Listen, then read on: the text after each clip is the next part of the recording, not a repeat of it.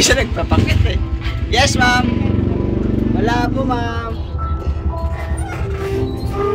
Ay, nakakainis niya.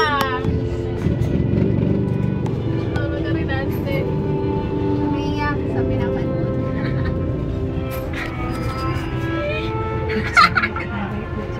Uy, ano ba yan? Alino na 95 ko, oh. Galain mo yun.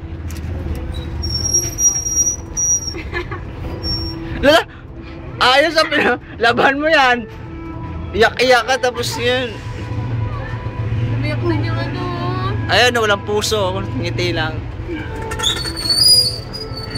Ay, nako. Aray! Ano ba yung Gina? Sus! Ang dadrama ng buhay niyo. Tingnan yung aso. Yan, iyak na iyak sa atin. Oh, that's sweet. I know, I remember. I remember I was there. Masyado kayong madamdamin. You're so stupid. Right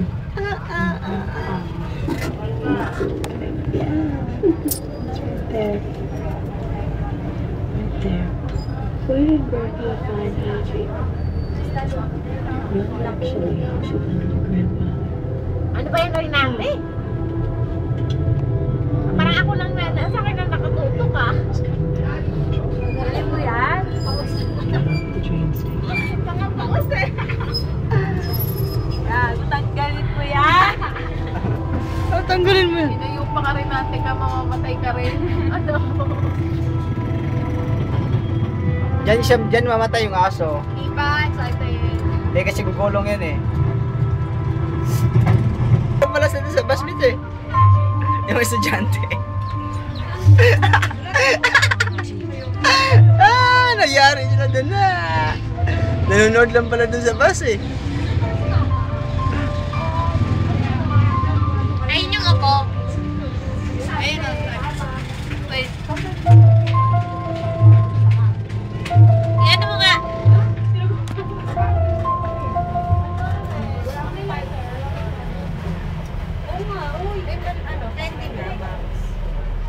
Ayun ang Shibuya. For the next 9 years, away from me. May lighter ka rin. Ay, dyan pa nakasabi? 1934, oh. Wala po. Oo, bawas ako pa ito. Ayan siya.